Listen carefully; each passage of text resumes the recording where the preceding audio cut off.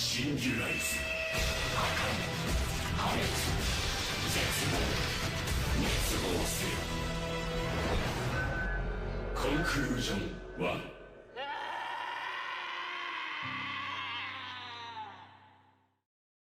Kamen Rider Zero-One was one of the rockiest series to come out of the Kamen Rider franchise in recent history. From a long and drawn-out weekly saga between the protagonist and villain, to the series having to continue through the beginning of the COVID pandemic that prevented standard filming practices, the narrative of the show went up and down during its airing. Though regardless, Zero-One made its stay in my top 5 list of Rider series mainly for the fact I'd watched it live with a good friend, but also the ending. The ending few episodes of Zero-One took an unexpected turn narrative-wise, partially due to the developing global pandemic raging on outside the series. Let's talk about it.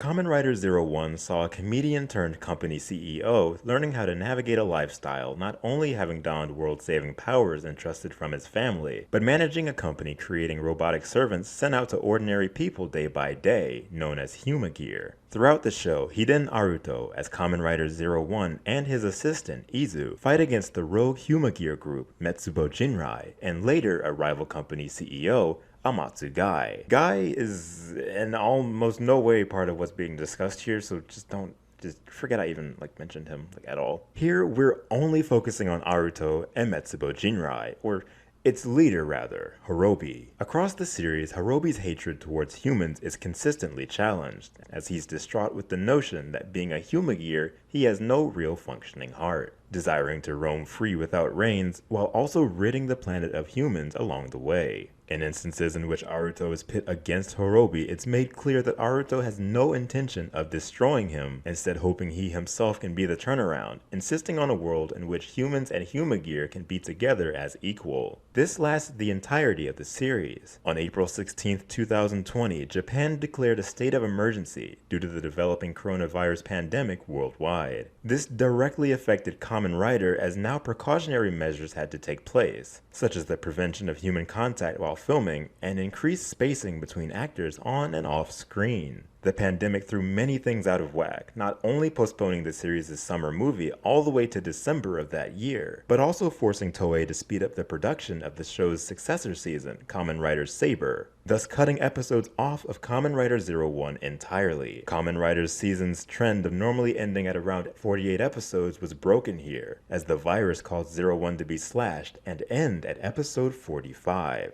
As expected, certain plot lines either had to be reworked to allow for the shorter production time, or just scrapped as a whole. Kamen Rider Zero-Two, the protagonist's final form, was rushed into the series in episode 40, only having 5 episodes of its series to possibly appear in, a bizarre number of appearances for the franchise today. Zero-Two was written in as a counter to the new villain, Kamen Rider Arc, a Rider amalgamation of the show's malicious AI satellite. Long before the debut of Zero-Two, magazine photos were leaked showing confrontations between both Zero-Two and a new foe known as Kamen Rider Arc 1. These images imply that in the following episodes to come, the two would come head to head, going against each other. However, due to the last half of the series needing to be rewritten due to the global panic, this idea had to be redone. Now, instead of them battling each other, the identity of both would be combined into one. It's unknown if footage had been filmed of Zero-Two and Arc 1 taking each other on, or if these images were purely just for promotion. With all of this in mind,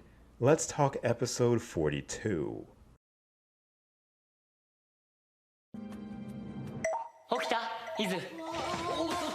Izu is presented with a horrifying nightmare brought about by Azu of Horobi with a newfound power, morphing into a being known as Arc 1 and causing destruction. After awaking and relaying the contents of her dream, an emergency is issued to the city. Izu, realizing her nightmare may just be taking place, heads out and finds that Horobi has recruited multiple Humagear that have morphed into Magia, in order to carry out Arc's final mission, the extinction of humans. While she attempts to reason with Horobi and convey the lifestyle he could live freely alongside humans, the riders begin to show up. Just as Horobi may be turning a new leaf, Fua and Yua step in to take them all out, unknowingly sabotaging Izu's entire plan that could have just saved the planet. Eventually, Aruto also runs in, frustrated that Izu left the office on her own. Izu, having witnessed Aruto time and time again attempt to reason with rogue Humagear in hopes to turn their hearts around, decides to take matters into her own hands and be the turnaround herself. She explains to Horobi how hopelessness is not needed,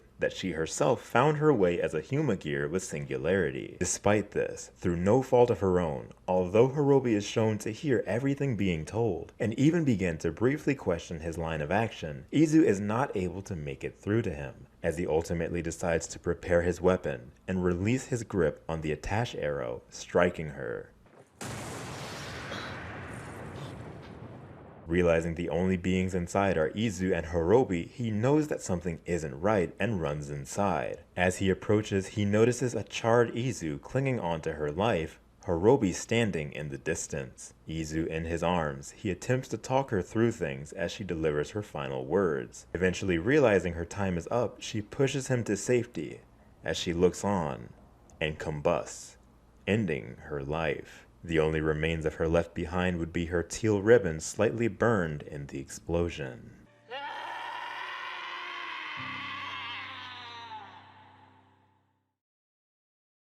This is where Azu comes into play. Through manipulation, having the exact same face and body of Izu, Azu is able to push an agenda onto Aruto, allowing him to don a power capable of righting what he had felt was wrong to him. A power strong enough to take out the planet as a whole.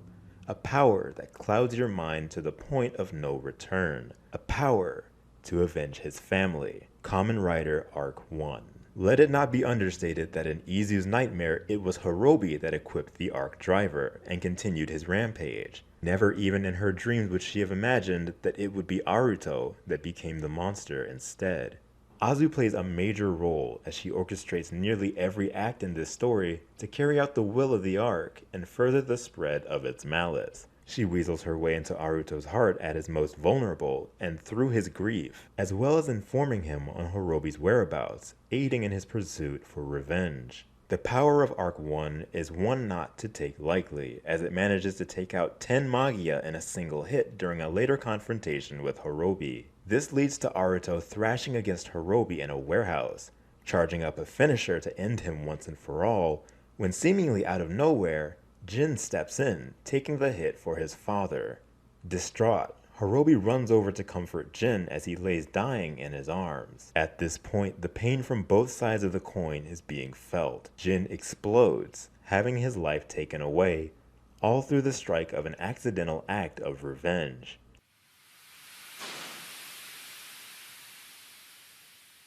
Aruto, immediately realizing the weight of his actions in the moment, is taken back, having a panic attack inside the Arc 1 suit, and decides to flee. Close relationships on both sides fight to beat it into the other's heads just how they're acting and the trail of consequences it leaves.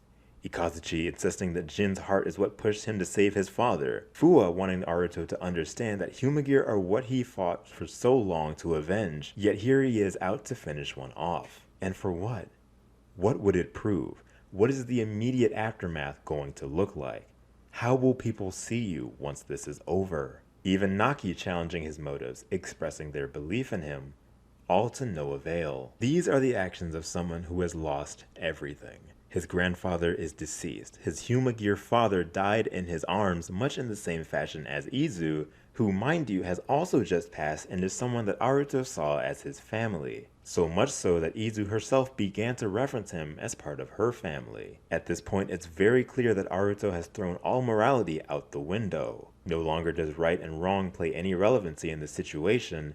In his mind, it's only a matter of righting the wrongs that were done to him and providing justice for Izu. It's very corrupt, to the point where it feels almost as though the writing team did not want to frame it as Aruto making all of these decisions on his own, and instead it being the doing of the Arc driver and the Arc 1 key. Regardless, the ability to see it in all of these different perspectives is part of what makes this ending so unique.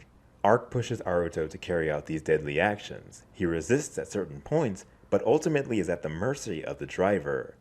Or, in the moment, this is the path of justice for Aruto, and is one that he truly believes in. The loss of a loved one to someone that either does not truly understand the weight of their actions, or actively refuses to do so. The strength of the arc driver and the malice it carries with it are only fuel to the fire, preventing Aruto from backing down even if he wanted to. The situation can be viewed by all angles, however, it isn't in Aruto's intention to hurt anyone aside from Horobi. This is made evident by his interactions with the other riders. When Vulcan, Valkyrie, and Thouser confront Arc 1, he only fights back to shove them off before continuing his own path. This all comes to a head when Fua takes him on by himself. Fua becomes Orthros Vulcan, using a key provided by Naki. Reluctantly, yet also in a bizarre move, Aruto becomes Zero-Two rather than Arc 1. What's interesting here is when Zero-Two is being prepared, the driver does not begin its usual standby of shouting, "Let's give you power." Intentional or not, this can be seen as Satellite Zeya acknowledging that Aruto is of course authorized to use the Zero-Two system, and always will be, but that she does not approve of his actions. This is also proven by the fact that the usual grasshopper cry that rings out once the morph is complete is instead replaced with high-pitched screams associated with the arc. Rider Zero-Two.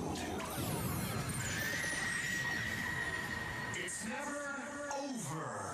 As Fua engages in the pursuit to stop him, Aruto attempts to walk away, only fighting back when he's held down. Eventually, Aruto becomes so enraged he actively attacks Vulcan, who before being able to land a blow, is halted by the faulty Progrise key, thus ending his transformation and sending him to the ground.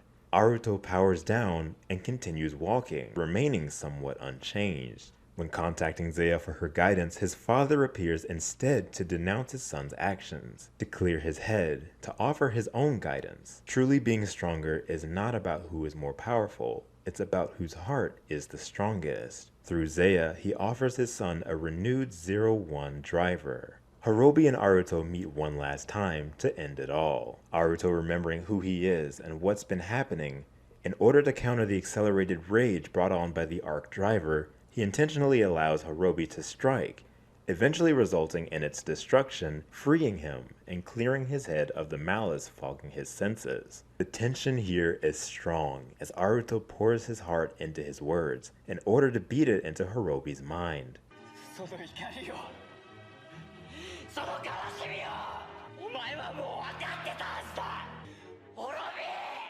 You lost your family. You're going to feel that hurt.